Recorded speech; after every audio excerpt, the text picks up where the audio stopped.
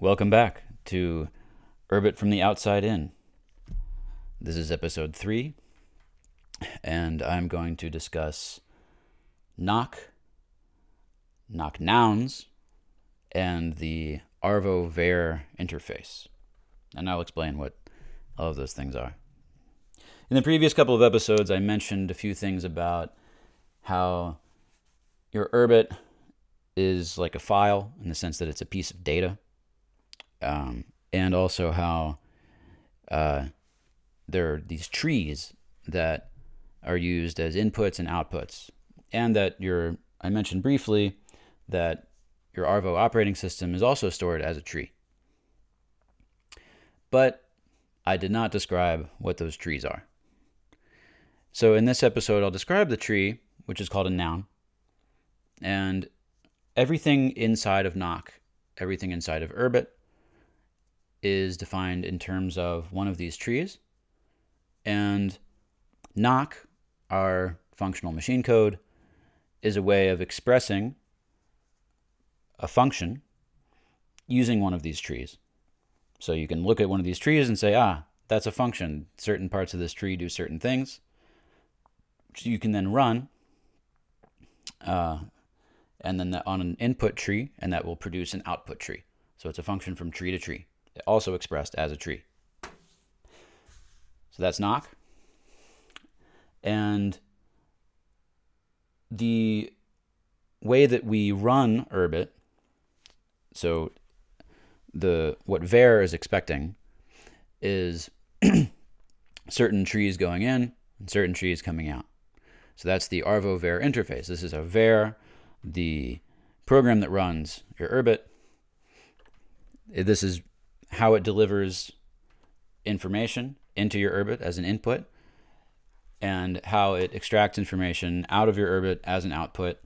All of these things are nouns. The input, the output, the Arvo tree itself. Everything is a noun. Okay, what is a noun? A noun is either an atom or a cell, as you will find in the Nock spec, which you can find on GitHub, by the way, in the Urbit/Urbit repository.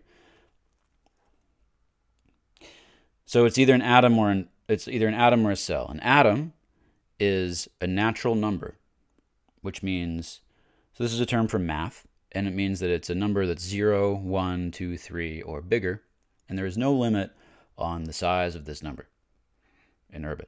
So since these are running on modern computers, an atom is generally stored in bits, right? So binary digits. We can represent it in decimal digits, of course. There are other representations of atoms that I'll get into. But an atom, it's called that because it's indivisible. You can't break it up necessarily, right? So that's what atom means in general. And we actually get the term from Lisp, although we use it in an arguably slightly different way. So this atom has some number of bits in it, and that number of bits can actually be really huge. You could store a video file as an atom, and it would be a binary number with maybe hundreds of millions or billions of bits. Totally legit, completely reasonable atom. And in fact, Urbit stores a lot of different files as atoms and a lot of different pieces of data as atoms. So we also store strings, text, as atoms. And often we can store it either as atoms or as cells. I'll get into that, depending on how we want to use them. But you can encode just a whole string of text characters as one large number. And in fact, we do. We also have a 128-bit date format, so that's also an atom. And Booleans, 0 or 1, right? True or false. Those are also atoms. Okay, this is an atom. You can use it for anything you want. It's just a number. So you can represent a lot of things with numbers. This is one important point. And in fact, in Urbit, because this is the only data structure that we get, we do represent a lot of things as numbers, as atoms. So a noun, as I said, is either an atom, which I've described, or a cell, which I have not described. And a cell is an ordered pair of two nouns. And this is a circular definition, right? Noun is defined in terms of itself. Right? A noun is either an atom or a pair of nouns. Well, that's fine. This is called a recursive data structure. Don't be afraid of that. It just means that a noun can contain other nouns. So a cell can contain atoms, or a cell can contain other cells. All right, so when we normally talk about the head of a cell and the tail of a cell, so the head is the first one, the tail is the second one. So every data structure in Urbit is a tree. It's shaped like a tree, and every leaf of the tree is an atom. And other than that, there are these cells that are bifurcations, right? Places where the tree splits in two. So some examples of cells, you could have a pair of 0 and 1, a pair of 0 and 0, a pair of 1 and 0, a pair of 1 and a file with 1,000,000 bits in it. You could have a pair of 1 and 0 and 0. Or you could have a pair of 0 and a pair of 1 and 0. Or any other shape that you can imagine where you either say, I have a pair of something, and you name two things, or you have some number, and you say what the number is. So it's a little strange, right? Why am I talking about this? And why does Urbit use this this data structure to define its whole world? It seems a little odd. But it's a decent compromise, in my opinion, between a number of different factors. And I think the way it was originally sort of derived was by taking the data structures that people use in Lisp, the language Lisp, and really condensing those down into a very kind of minimalist, pure, set of primitives. So, and this is enough that you can both embed sort of long sequences of bytes, right, into a single atom, which is something that you need to do. But that's always sort of self-describing in the sense of you always know how many bytes are in that atom or how many bits, because it's just a number. This is not true necessarily for, say, a string of text in C, the language C, where it's not exactly self-describing. You have to kind of look to the end of it and then see. You look through. Typically, you look through each character and see and check whether it's 0. And you hope that a 0 didn't get in there for the wrong reason, or you hope that somebody didn't accidentally chop off the 0 at the end. In any case. So we have atoms and we have cells, and so you can embed all kinds of different structures into these trees. For example, we have a list type, and so a list looks like a tree that grows downward and to the right as you add more elements to it. And it's also a recursive data type. So a list is either null, which is the atom 0, or if it's not null, which means it has elements in it, then it's a cell where the head of the cell is the first element, and the tail of the cell is a list of all the other elements. All right, so there you see the recursion. All right, the head, the tail of the list is itself a list. All right, so because noun is recursive, we can embed other recursive data structures inside of it. Very useful. So lists are nouns. We can embed sets and maps.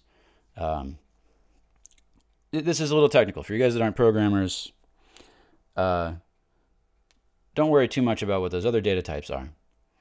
But suffice it to say that we can embed all kinds of data into one of these trees, into a noun. And it has a lot of nice properties. So the big one is that it's axiomatically defined, which means that you don't really depend on understanding much in order to understand a noun. All that you depend on is understanding the idea of a natural number and understanding the idea of an ordered pair. So everybody can agree on what those are, And so we can all agree on what a noun is.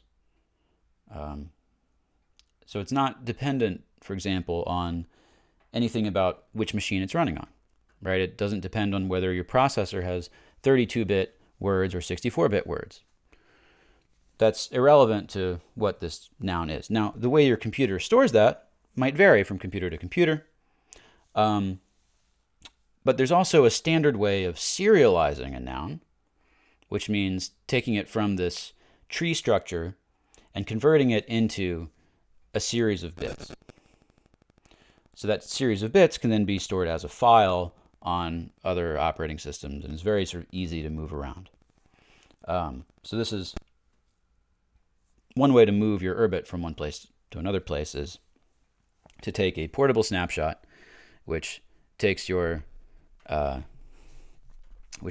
Arvo state, right? The state of your entire operating system, which is some tree, and then turn it into, serialize it. So turn it into one big file, which then you can copy somewhere else.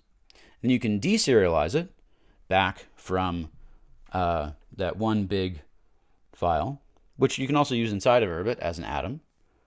So then you can deserialize that back into a tree, into a noun, and then use it.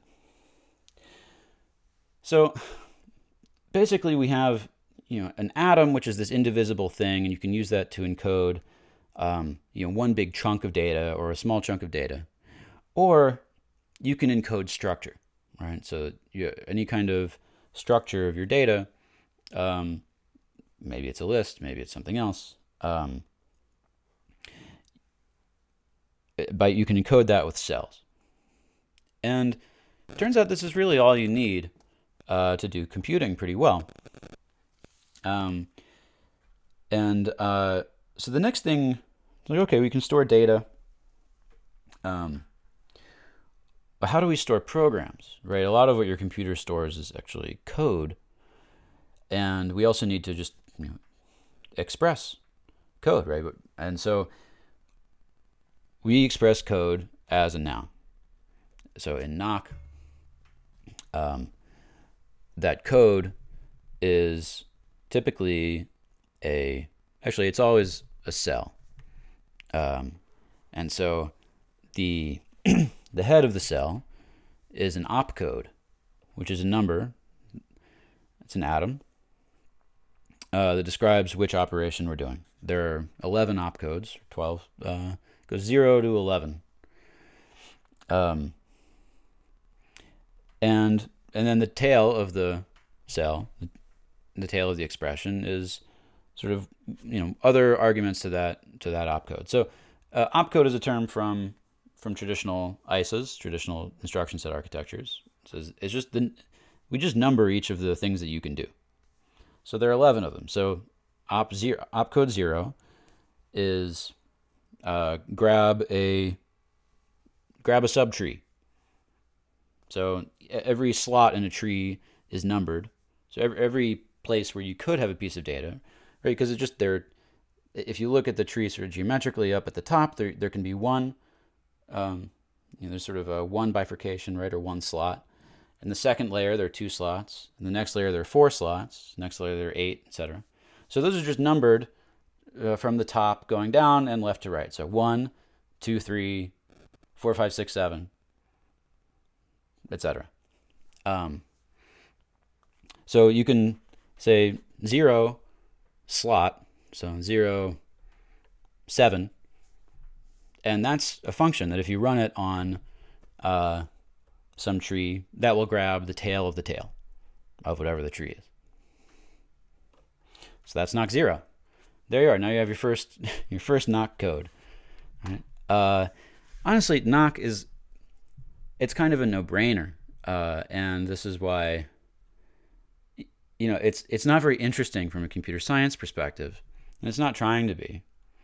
And it really, each of these opcodes doesn't really do much, which is also intentional. It turns out that you just don't need that much to get to a universal computer, and then because the opcodes that we actually have are pretty close to what you want to do when you're programming, as in the kind of operations that it supports are pretty similar to the kinds of operations that the way you want to think when you're writing code. That means that when you write code in Hoon, which is the programming language for Urbit, so that's that has a textual representation, right? That's where you can have name variables and name functions and have data types and all of these things. That all happens in Hoon, which compiles down to Nock. So it's translated to Nock. But Hoon, that transformation from Hoon to Nock, that compilation step, does almost nothing compared to most languages. So this is very nice because it means that when you're writing Hoon code, you know almost exactly what Nock code is going to come out of there when you're writing it. So there's no mystery involved. And there's nothing special. Everything really is just a noun. It's just a tree. This is a very, very calming, property of Urbit. We talk about Urbit as calm computing a lot. It's also calm programming. And we probably don't harp on that enough, but because everything's just a tree, nothing is special, and everything's just a function, and everything in Hoon eventually just compiles down to one of these 11 opcodes.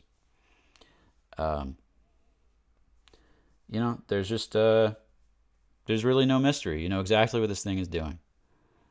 I've spent a long time writing code. Let me tell you, that's not normally what that feels like.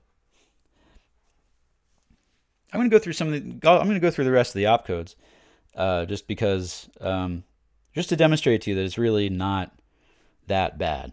All right, so we did Nock 0. So Nock 0 is grab a subtree. Nock 1 is produce a constant. So the head is 1, the tail is some noun, and you can run that on anything, and it'll ignore the argument of the function and just return the tail, whatever that is. So 1, 7, if you run that on anything, always produces 7. This corresponds directly to the K combinator in lambda calculus, for any of you who are interested in that sort of thing. And the next one, Nock 2, corresponds to the S combinator in the lambda calculus, somewhat roughly up to execution order. Again, don't worry about that. But anyway, Nock 2 takes in 2 sub-arguments. So its tail is a pair, a cell, and the head of that cell is itself a formula, so a function, and so is the tail. The tail is also a formula. And what Nock 2 does is it says run the head on the argument to get a new argument, and then run the tail on the argument to get a new function, and then run that new function on that new argument. So this is a way to do recursion, right? Because we're constructing a new function, and we're constructing a new argument, and then we run the new function on the new argument. And I'm going to switch to calling the argument the subject, by the way, because that is how we actually think about it. And the reason we call it the subject is because it's typically really your whole OS, or a big chunk of it, that includes most of the data that you want to operate on, and also most of the routines that you want to call. So most of the functions that you have available to you as a programmer are going to be stored inside of the subject. So they're going to be in the argument of the function, actually. And the reason for this is somewhat subtle, but it has to do with treating code as data and treating data as code.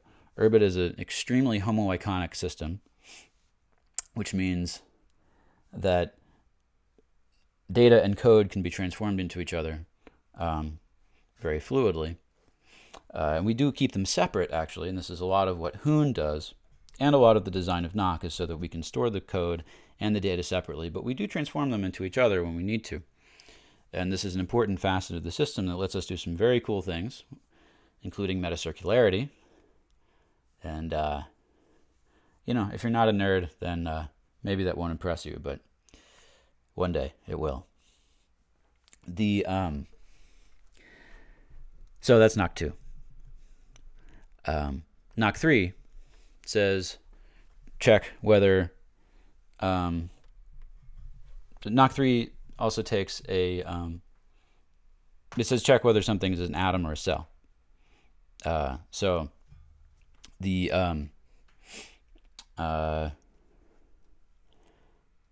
it takes in has another formula, another function inside of it. So it runs the formula on the subject, and if that produces a cell, then it returns 1 or maybe 0. I can't remember which one's which. And then and if it produces an atom, then it produces 0 or 1. Again, I can't remember which. But anyway, it produces a Boolean value indicating whether the result of this other computation is an atom or a cell. Nock 4 adds 1 to something. So it also takes in another formula as the tail, runs the formula on the subject, and then that had better be an atom, or else this will crash. And if it is an atom, then Nock 4 adds 1 to that atom. So increment. Right? I mean, this isn't rocket science, right? None of this stuff is rocket science. And this is very intentional. Also notice that with Nock 3 and Nock 4 that I just went through, those have another formula inside of them, right? So Nock 3 and Nock 4, they wrap a formula with something else, right? So it says, do this other thing and then check if it's a cell, or do this other thing and then add 1 to it. And this style is called a combinator style because you're combining operations. So this is why Nock is sometimes called a combinator interpreter. So now you know what combinator interpreter means. It doesn't mean much. It just means we combine operations in this way. All right, so that's Nock 4. We've got to go to 11. So we've got one more in the first sort of chunk here. Actually, 2 more because we should talk about autocons as well. So we have Nock 5, which is check equality. So it takes 2 formulas. So that, its tail is 2 formulas. And what it does is it runs the head on the subject. It also separately runs the tail on the subject. So now we have 2 different values. We check whether those 2 values are equal to each other. And if they are, I think it produces 0. And if they're not, then it produces 1. So that's it. Check equality. And finally, we have, there's the first section here is everything that you need to get to Turing completeness. So to round that out, we also have what's called autocons, which says that if instead of having an atom as your opcode, if instead the head of your formula is a cell, not an atom, then we treat the head as its own formula and the tail as its own formula. So basically, this allows you to run a pair of formulas, a cell of formulas, and this produces a cell of their results. So this is a very easy way to construct a pair. You say, all right, well, here's the head. Here's the formula to construct the head. Here's the formula to construct the tail. They both run against the subject, which again typically has all of your data in it, and all the routines that you might need to call in order to construct either of those things. So that's autocons. Cons is the old Lisp term for creating a cell. Again, you see there's quite a bit of sort of tribute paid to Lisp here. Like Hoon is probably best considered a statically typed Lisp for those of you who are into that sort of thing. So yeah, Urbit is weird, but again, it's not coming out of nowhere. A lot of this stuff is drawing on previous results of computer science. So with Nock 0 to 5 and autocons, we actually have a fully universal computing system. This is Turing complete, mostly because of Nock 2, which, that's where you say, here's the new function, here's the new argument, run the new function on the new argument. And so with this, we could build decrement, for example. Right? You can build anything out of just these. But these don't really give you quite enough to build a really practical computing system. And, you know, it's good for Nock to be minimal, but there's actually a compromise made here where it's good for it to support some more operations. So operations 6 through 11 are going to be things that you want to do as a programmer. And so Nock, we're going to actually standardize some of those at the Nock layer so that the interpreter has more information about what you're doing. And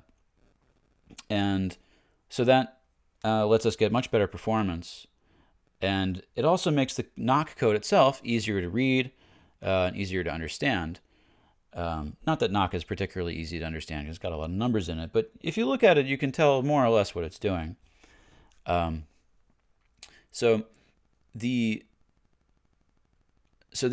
Nock 6 through 11, they could be implemented using Nock, with possible exception of Nock 10, but using the other operations in Nock, but it's more convenient to just to write them out as their own thing so that the interpreter can understand them. So Nock 6 is if then else. So it takes 3 formulas that correspond to if, then, and else. All right, so it runs the if formula against the subject that produces either 0, that needs to produce either 0 or 1 or it'll crash. And then if it produces 0, it runs the first one. If it produces 1, it runs the second one. That's it. Nock 7 says, it takes 2 formulas and says, run the first one on the subject, so that produces something, and then run the second one on the result of that. So function composition. So that's Nock 7. Nock 8, we often call it declaring a variable. And in fact, in Hoon, when you want to declare a variable, those expressions in Hoon always compile down to some kind of Nock 8 expression. And so what Nock 8 does is you give it 2 formulas. Is that right, 2? Now you give it 3 formulas. Let's see. So yeah, so first it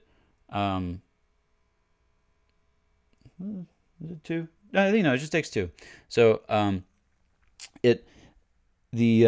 so the first one is something that you run to create a variable. So you run some formula. They're both. It takes 2 formulas as in the tail, right? The first one gets run against the subject and produces some value, which then gets prepended to the subject, and then you run the second formula against that combined subject. So the idea is that you first you run some. So it's similar to Nock 7, right, where you run 2 formulas in a row, but instead of just running this the first formula and replacing the subject with the result of that, with a Nock 8, instead we're running a formula against the subject and adding that to the subject, right? So we're sticking it next to the original subject so that the original subject is still usable. All right? So this is like declaring a variable where, okay, you still have all your other variables available to you. So that's Nock 8. Nock 9 is fire an arm in a core. So we call this our calling convention. I haven't described what a core is or an arm. And those are really, the core is really the sort of major building block of programs in Urbit. So a core is really a program. So it's something that stores some data in it, in the tail. And it has some routines that it can run called arms in the head. The head is called a battery. The tail is called a payload. And but the important thing, don't worry about the names so much. The important thing is that you can pull out any one of these routines, any one of these arms that is stored in the core, and you can run it using the whole core as a subject. And what that allows you to do is recursion, right? Because that arm is available to itself when it's running. All right, so if you want to write something that has a loop, remember in the previous episode I described how processors can run loops, which they do by jumping back, right? Because they run 64-bit machine words sequentially until one of those machine words says jump back to some previous word, in which case it jumps back and starts running again from there, right? And so then it'll keep doing that until the loop is over. So similarly in Nock, the way that we typically recurse, or the way that we do loops, is by recursion, which means that something calls itself, some function calls itself. You might notice that there's this theme here of recursion calling itself, and that mindset, that sort of recursive mindset, really comes from Lisp originally. And so Urbit is very indebted to Lisp in this way. Even the idea of metacircularity and having good support for recursive functions. Like in Urbit, these recursive functions are highly optimized. They use tail call optimization, which means that they don't use more memory as they call themselves. They use the same amount of memory if you write it in the right way. And even that's a very old idea. It's been around. Lisp was from the 50s. And sort of many of the ideas of Lisp have been sort of slowly making their way into many other programming systems, especially over the past couple of decades. And really, Urbit is, maybe Urbit is the one true Lisp. People have been searching for the one true Lisp for a long time. Urbit is the best candidate that I've seen by far. It's the most homoiconic of all the Lisps that I've seen. It gets a lot of other things right. And the core, I think, is a very good data structure. It's very flexible. It actually sort of subsumes a lot of other patterns that are used in programming. So, I said it's a program, but there's the whole school of thought. In the last episode, I read some excerpts from Martin Fowler's book, Refactoring, and John Oosterhout's book, Philosophy of Software Design.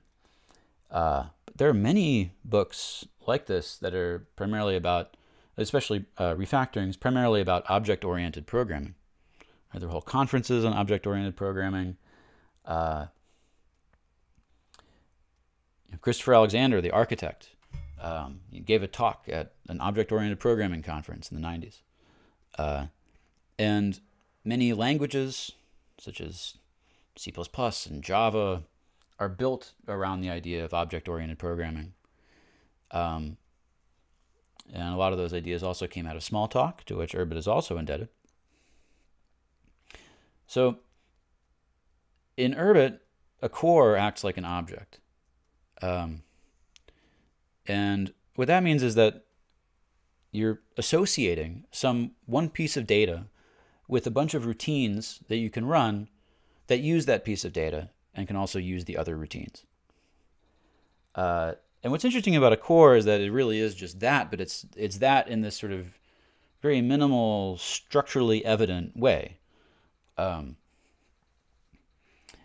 So Arvo, the operating system, is a core.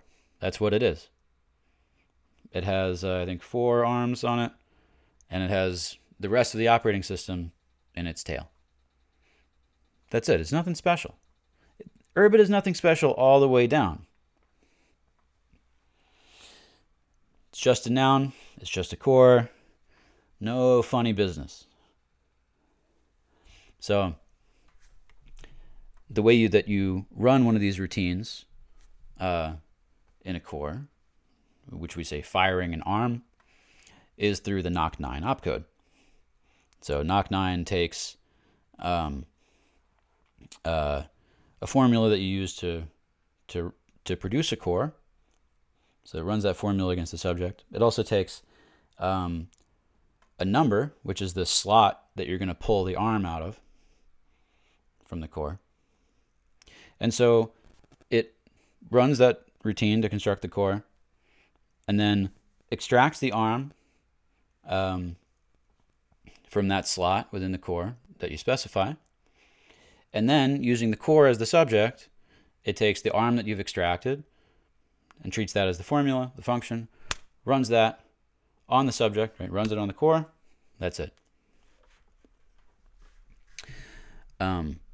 This is also how we do, so core is also how we do closures, by the way. So, you know, a function that also has a piece of data sort of embedded in it that it knows about. It's also just how we do, you know, lambdas, which are called gates in Urbit. Our gates are closures in general. Again, for the people who haven't really studied this stuff, don't worry about that.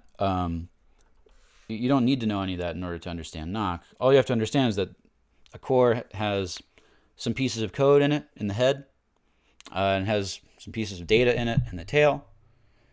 And you can run any of those pieces of code, those arms, you can fire them.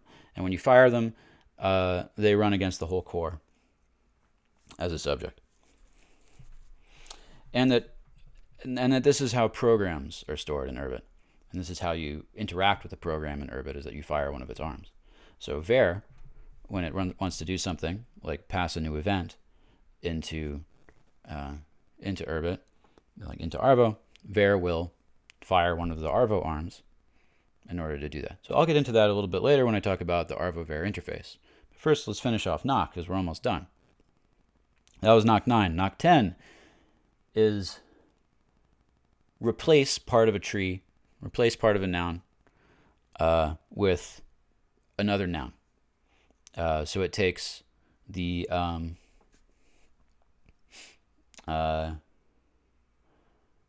let's see. This one was added in Nock 4, so I'm a little rusty. If I can see if I can remember, I think it. Let's see. So you give it the. Yeah. Okay. So it takes a slot and a formula. Runs the formula against the subject, produces a new value, and then takes the result of that and swaps out that slot of the subject with that result. And then it also takes another formula that it later runs against that new subject that's had part of itself swapped out. So this is also very useful for recursion, by the way, because you might say if you're running in a loop and updating an accumulator that's stored in your subject, right, in the tail of your core, then every time you run it, maybe you're decrementing how many runs you have left to do, right, until it goes to 0. And so when you want to run again, you'll run it again, but first you'll decrement that, right? So you'll swap out that part of the core with a new number that's one less than it used to be, right? And you can do that until you hit 0, and then you're done, for example. So that's Nock 10. And then Nock 11 is one of the most interesting ones. Nock 11 is a hint. So it doesn't do anything, except that it can deliver a piece of information to the interpreter, to Vere, that can't affect the result of the computation, but can affect how the computation gets run. And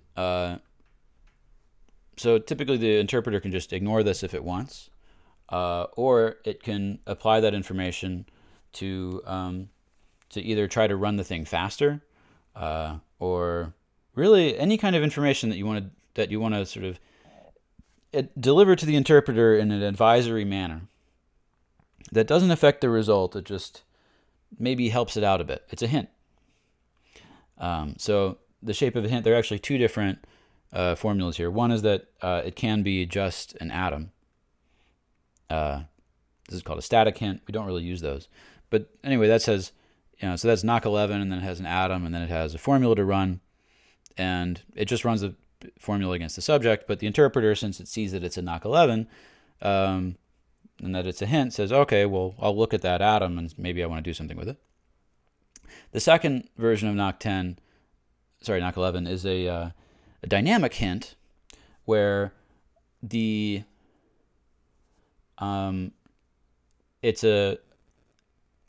where the hint is really a pair of an atom saying, that's a tag saying what kind of hint this is, and then a formula that the interpreter can run against the subject if it wants to extract the information related to that hint.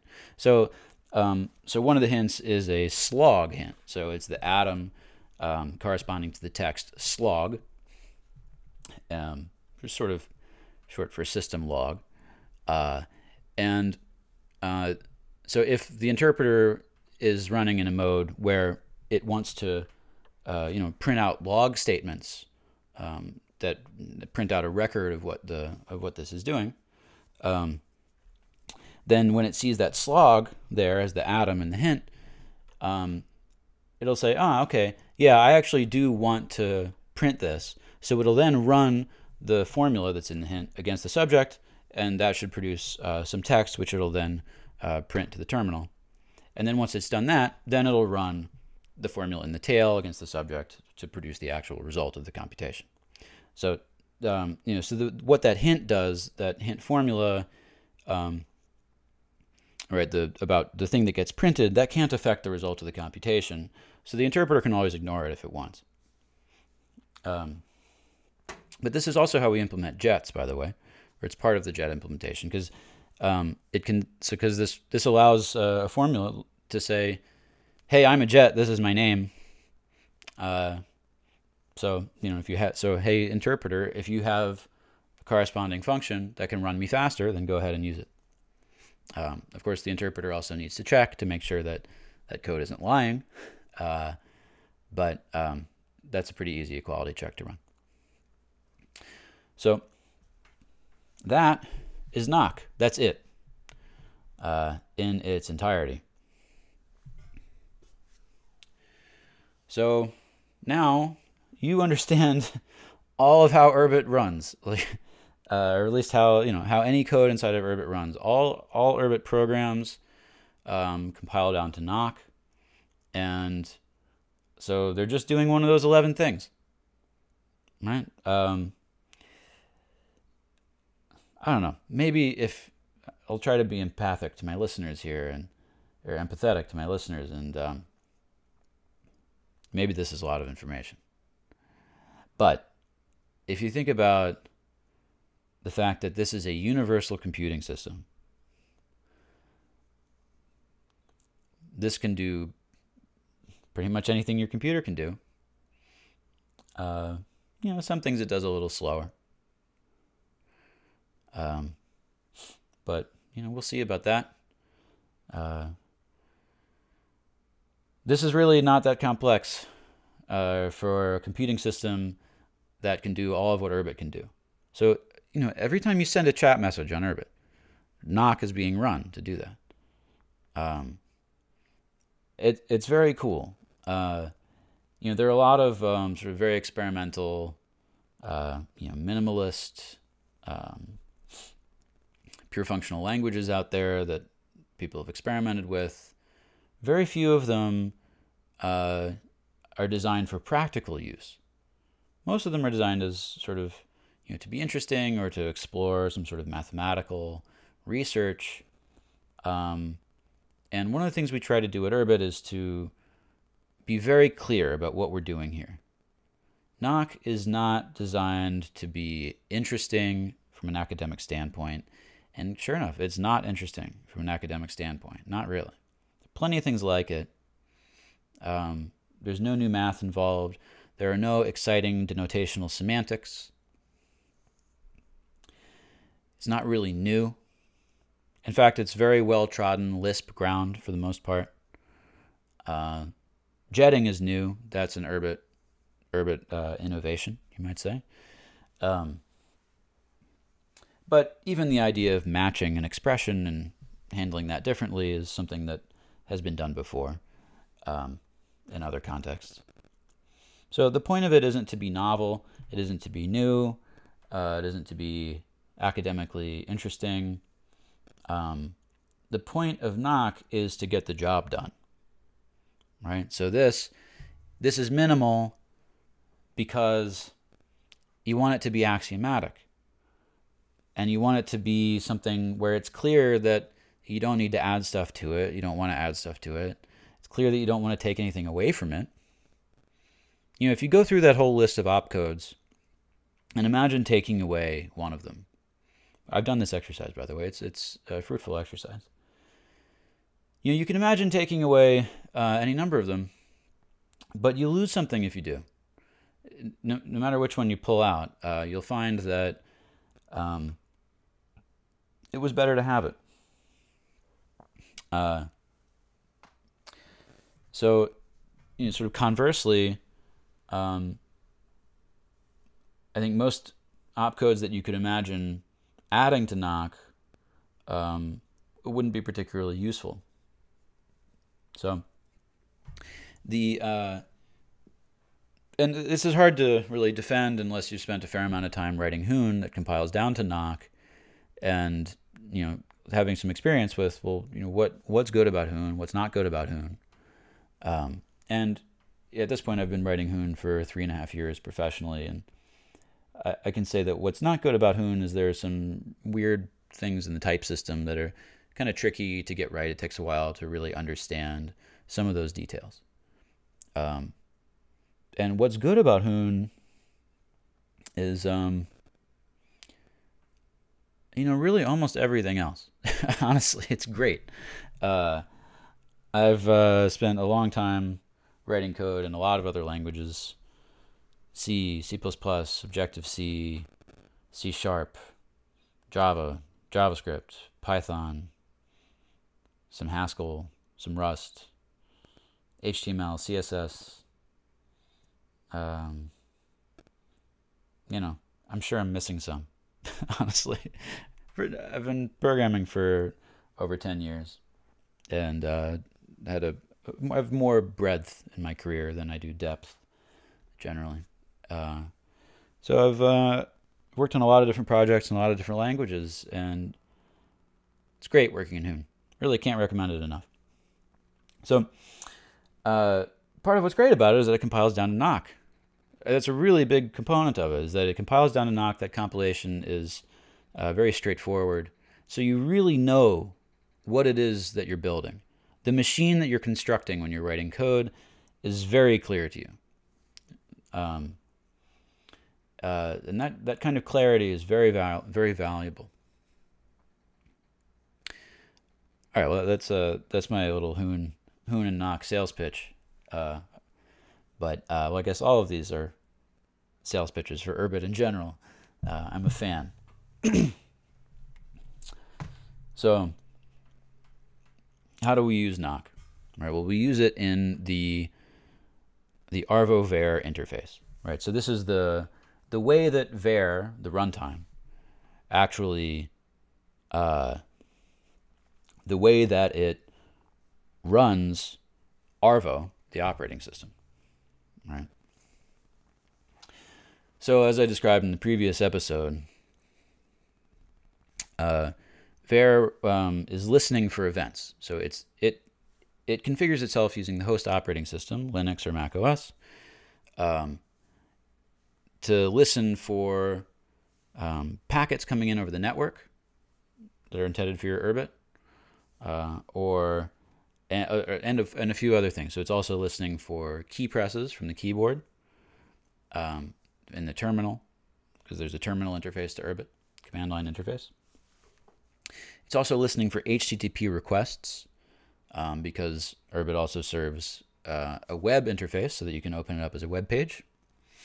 So this is the main way that people use Urbit these days, is through the web page that your Urbit serves to you.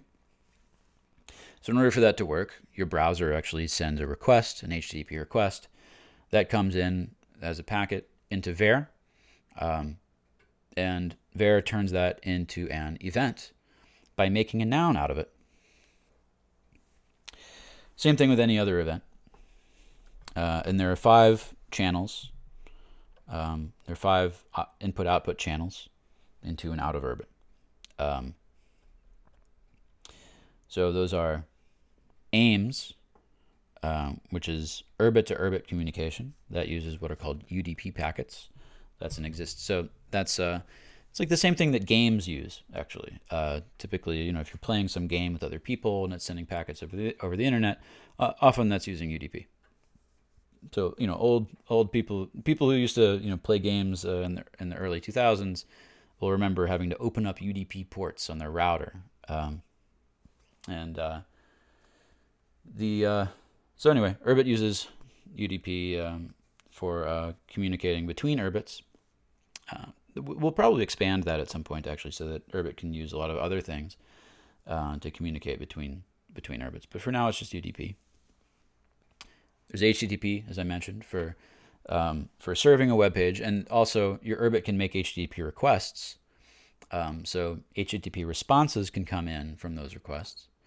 So this is, for example, how Urbit queries Ethereum to ask about the state of various addresses, and you know, who owns which address, sort of which key owns which address, that sort of thing. Among other things, we've also in the past had some interfaces for, you know, interacting with you know, other web services like Gmail and Facebook and whatnot. So that's all over HTTP. So Urbit needs to be able to make a request on your behalf, an HTTP request, and then receive an HTTP response, and that response can be an event that gets delivered into Arvo by Vere. There are also file syncing events. So you can, one of the major features of Urbit is that you can sync a whole folder into it, sort of like Dropbox, like from the host operating system. And so there's an I/O channel, input-output channel, for Clay, Urbit's file system, dealing with those file system events. And there are timers. So Behn, B-E-H-N, not the Batman villain, different person, is Urbit's timer module. And so basically Arvo can ask Vere to set a timer for a certain date using the computer's clock. And then when that timer is up, you know, when that date has been reached, then Vere will inject an event into Arvo saying, hey, your timer's up. That's it. Again, you know, not rocket surgery. Let's see. So I said there are 5. Did I get them all? Okay, we've got UDP, HTTP. We've got terminal.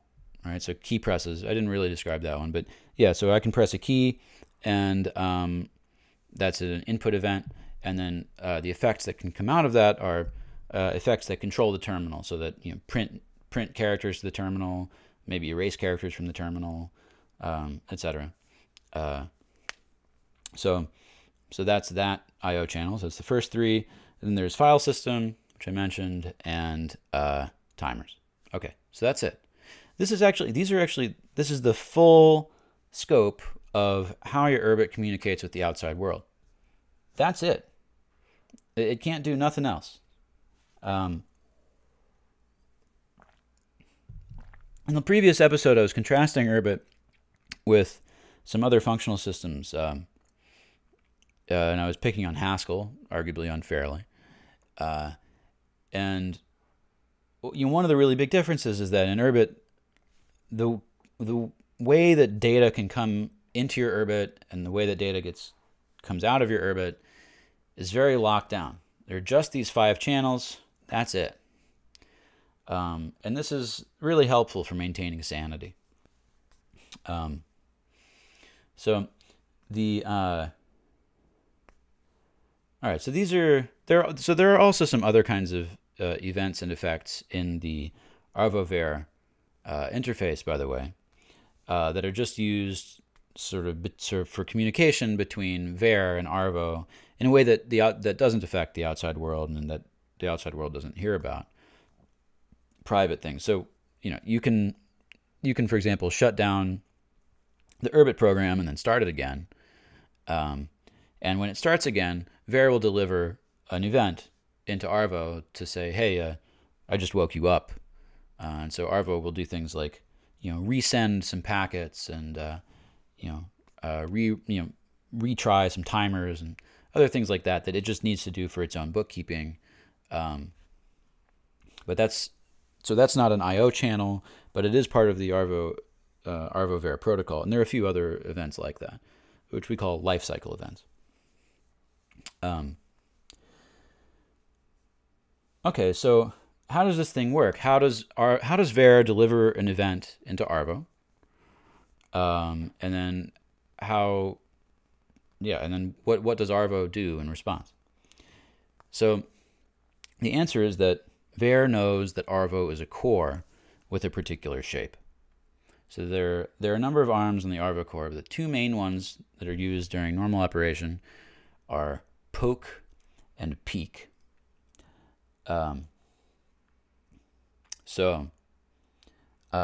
Peek is just a read. It says I want to read some data. So you give it a path, sort of like a URL or a file path. And then Arvo will produce some piece of data that it has at that path, if it has it. Or it'll produce null, which is 0, the atom 0, to indicate that it doesn't have it.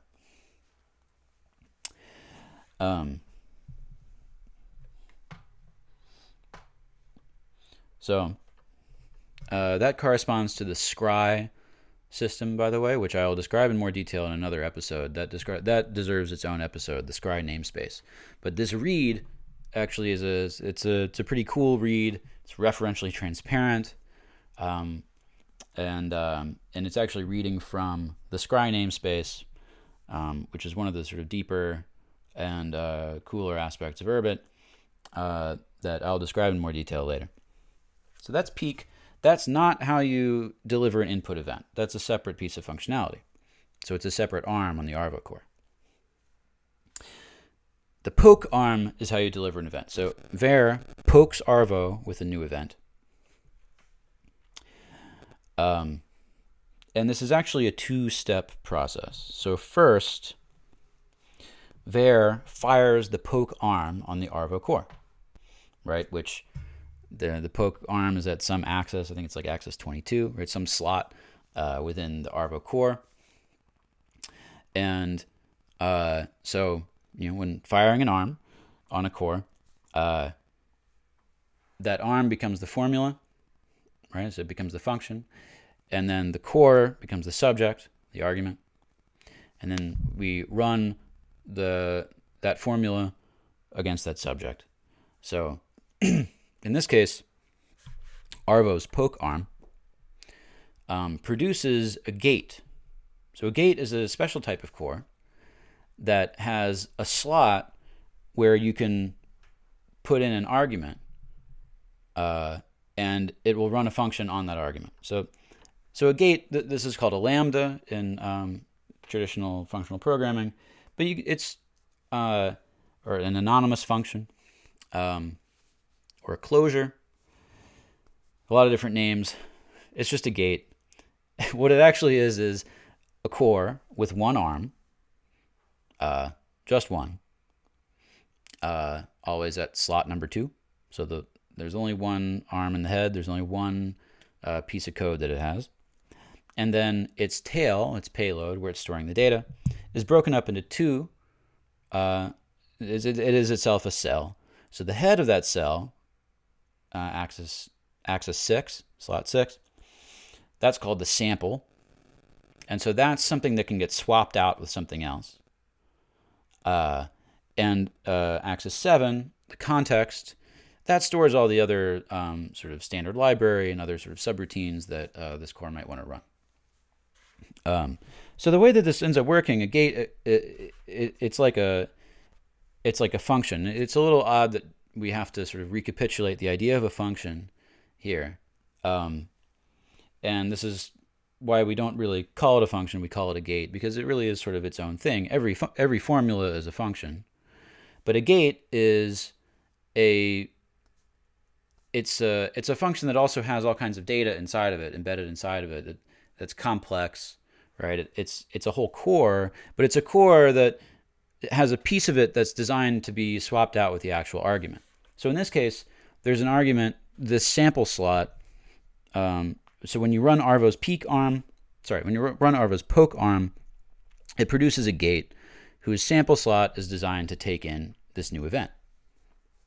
So Vere then, using the normal sort of gate calling convention, does a Nock 10 to swap the new event into that part of the gate, and then fires the arm.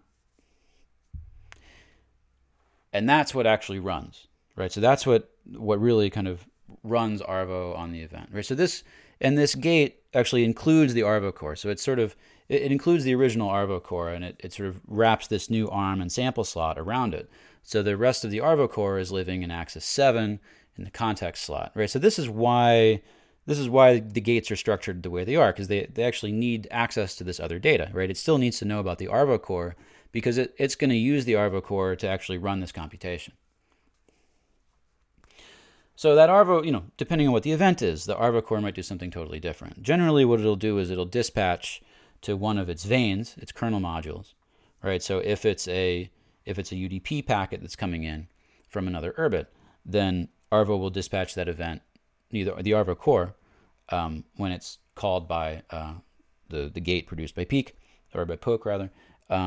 That Arvo core will, it'll dispatch internally so it'll run its aims vane, it's the kernel module called aims, which is for dealing with Urbit to Urbit networking.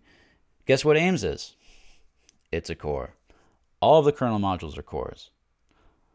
All of the apps that Gall runs, Gall is another kernel module. So Urbit apps are run by Gall, which is run by Arvo. Guess what? Each app is a core. Nothing special. There is no rocket surgery involved in this system, except in very few places, and we'd really like to remove it if we can. But in Arvo's dispatching logic and this whole event effect protocol, no rocket surgery. All these things are cores. They just call into each other. They run some functions and some data. And in this case, the poke arm, this gate produced by the poke arm, when it's run on this new event, that will produce a pair. It'll produce a cell. The head of that cell is going to be a list of effects, and the tail of the cell is going to be a new Arvo core that has, a peak and a poke arm. So that Arvo core that gets produced might have different stuff in its payload, right? So its data might be different. So for example, if it received an aims message, or let's say if it received an aims packet from another ship, and let's say that it's just one packet out of many that form a whole message, then it'll just store that packet inside of it for now, or a decoded version of that packet. So the new Arvo core is similar to the older one that that was used to on which we ran the poke arm. Except this new Arvo core has this extra packet that it's storing inside of it, so it can remember it. And it might also update some other pieces of state. It can do whatever it wants. It can even replace itself with a totally different Arvo core if it wants. So let's say that this packet actually completed delivery of source code for a new Arvo kernel. Then the Arvo kernel will actually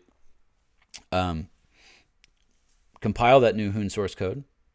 That'll produce a new Arvo core. This old Arvo core will inject its state into the new Arvo core and transfer control to it. And that new Arvo core will then produce the effects. It might run some other stuff itself once it's instantiated, and then produce itself here. So Urbit updates itself, or Arvo updates itself in the middle of an event just by doing that. It just runs some Nock. That's it. And even that isn't particularly special. It's just, It just, again, just calls some functions on some data. Part of why I'm doing this series is that there's a lot to Urbit. There are a lot of different components. The scope is very broad, but each one of these things, it's really not that bad. I think the layers are pretty clear generally, and especially sort of this part of the system, I think, is pretty well baked. And it does a lot without doing much. I think one of the really shocking things about Urbit is once you learn all the things it does, it's sort of like, oh, there's this realization at some point. They're like, this thing really doesn't do much at all. And that's very intentional. I think it speaks well to Urbit, and it speaks poorly of existing operating systems when you learn sort of how much they're doing in contrast.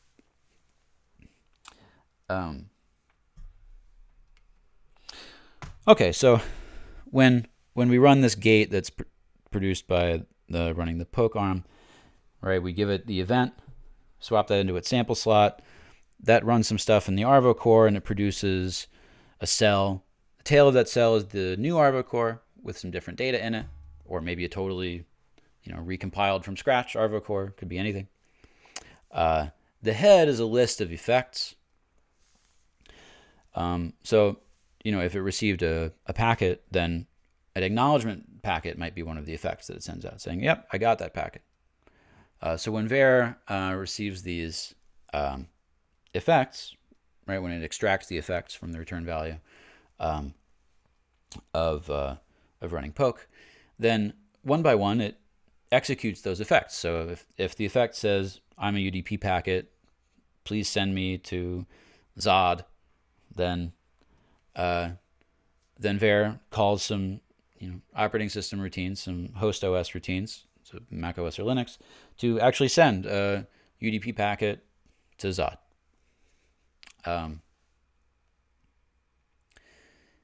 And so that's really it for the event effect interface, right? So this is how, right, and it also stores that Arvo core so that the next event that comes in, it runs that new Arvo core's poke arm on that new event, right? So the Arvo state changes over time. And if we ever take a snapshot of the state, which we do it once every 10 minutes or so, then it's whichever Arvo core this thing has seen most recently.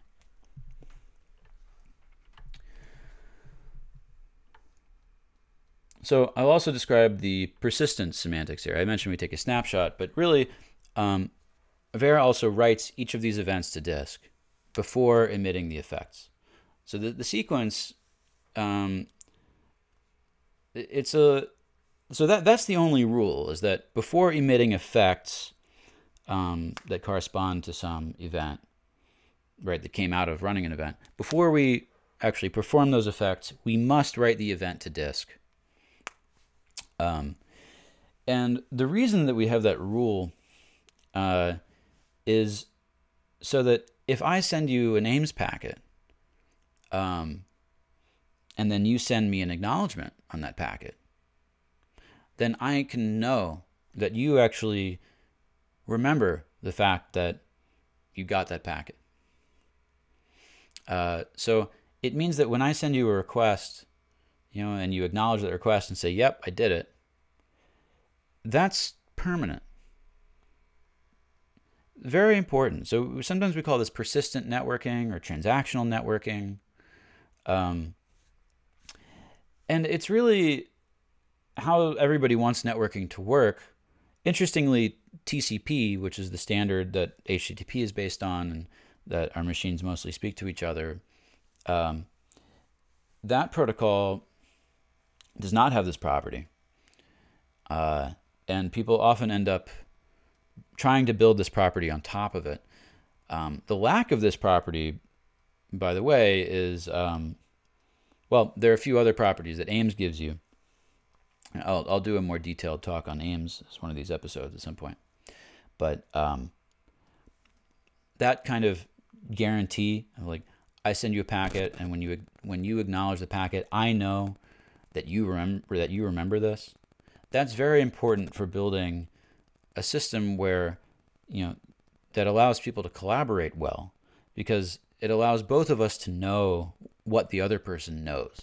Sort of an information theoretic problem. Urbit is by all means not the first system to solve this. There are all kinds of databases that have solved this for decades. But solving it at the operating system layer like this is very unusual. And solving it at the network protocol layer is also unusual. And Urbit saves every event, not just for AIMS events, not just for AIMS packets, but for all events get saved this way. And so we're coupling persistence and running events, right? State changes. So every time your Arvo changes state, that's a permanent thing that the system remembers. It's a permanent event. Then now, those events can be, so events are written to an event log, and then also periodically we take a snapshot. I think it's once every 10 minutes. And so if you have a snapshot, then you can safely delete all of the events before that snapshot if you want. So these things don't have to be stored forever. So it doesn't sort of take up more and more space over time on your hard drive. But it's a way of, so this is also what gives us the ability to replay events. That and determinism, right? So because this is a function, you run a function on a state and an event, and you're guaranteed to get the same result as you did last time. And so, we're writing these events to disk, and then let's say somebody yanks the power cord out from your computer. When you go in to restart this thing, you're going to have a bunch of events since the last snapshot, and Vere will just replay those events and get you back right up to where you left off. If you were in the middle of downloading a big file, let's say, then your Arvo will actually just start, pick up from where it left off. It'll remember exactly how many packets. It'll remember all the packets that it received for that file, and so it'll just go and retry to get the next packets of that file. And it won't even have to start over from the beginning. So this whole system, this is called a prevalence system, very common in databases. So the design of Urbit in the way that it processes events is it operates like a database. So again, very unusual in terms of how an operating system works. Right, so this is another case where Urbit is doing something that's not new, really. Very kind of well-trodden ground in industry and in computer science. So from a computer science perspective, this also isn't interesting. Yes, it's a snapshot. It's an event log plus snapshot system. There are hundreds of those in major deployments all over the world of software. Nothing new, nothing interesting. What's new and interesting is the way that these things are layered together and what they're designed to do, and this sort of sheer minimalism of all of this, right? Because, okay, we have this sort of very basic event log and snapshot system. We have this very basic combinator interpreter with 11 opcodes, right? This minimal language. And this one data structure, the noun, that is used to express that language and also used to express any piece of data you might want to represent. And when you and there are 5 input-output channels total, and you combine all of that together, that's it. And you get a full operating system with much greater capabilities in many ways than other modern operating systems such as Linux and Mac OS. You get authentication built in, identity built in, encryption built in, the ability to update yourself on the fly without shutting down. In fact, a lot of our updates happen in just a few seconds. The ability to install new programs. the ability to be moved from one machine to another, having something that's auditable and replayable, deterministic. There are no hidden secret inputs to it. This thing can operate as a server. It can run on your behalf. It can be your own personal agent. It can monitor a blockchain for you.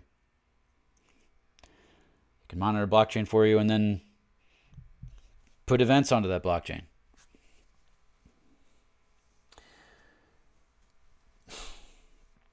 It serves you a user interface, right? All of these things are accomplished using just these components. That's it. And so this Arvo Var protocol is also subject to Kelvin versioning, right? Just like the Kelvin versioning that I discussed at length in the last episode, that's actually fully encompassed in the Kelvin version of the kernel itself, which is just over 400. And so even this whole paradigm of, well, how many arms are there on the Arvo core, and what exactly is the data in an event, and what kinds of events can come in and what kind of effects can come out. All that is governed by Arvo, so it's determined from inside the system, not from outside. And that itself will only be able to change 400 sometimes. So this is part of the overall goal of having this system that, as I described in the first episode, maintains itself, keeps itself secure. Right? Like there's not that much to this, and all of the, there are only these 5 channels. There's only this one way that events are processed. Right? There's just this one Arvo core. That one Arvo core isn't special from the interpreter's perspective. It doesn't run it in some special way. It runs it exactly the same as it runs any other core. Right, so there aren't that many components that have to sort of be hardened and work correctly, and be updated in order to keep this thing working over time, keep it secure, let it update itself. And so these are really the properties that you want for your own personal server that you're going to pass down to your descendants, right? What you want something where it's a machine. Yeah, okay, there's some components in the machine, but you can actually learn what they are. You can learn what each of them is and understand it, and understand how it works. You can, and it makes it much easier for the system to keep itself running. And then also, if something goes wrong, it's easier to debug. So, often when we encounter a bug in Urbit, we will, in fact, replay the event log. Sometimes we'll even change which events are in the event log. Right? A computer where you can replay what happened and examine that, do some forensics, and do whatever you want to do to recover the state. It's very powerful. And now you know what an Urbit app is. What is an app on Mac OS? Well, basically it's a sequence of machine words, right? Those 64-bit words that the operating system will jump into. The processor will jump into there and start running. The interface between that and the operating system is very complicated. It uses something called system calls, syscalls. Ferociously complicated. And this is something that, actually most programmers, I think, don't even really know what a syscall is and how it works. Which I think is damning, actually. The almost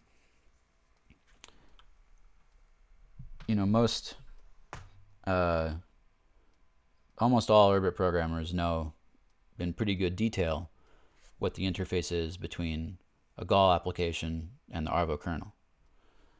And there's not that much to that either, because a Gall application is just a core. So and now you know what a core is. So I'll conclude here in my description of this interface and of Nock and of nouns. And yeah, I'm interested in hearing feedback on these episodes in general. And if you have something that you would like to hear about, then feel free to tweet at me at rovnys at Twitter, or of course I'm on Urbit at rovnys-ricfer. So until next time, thanks.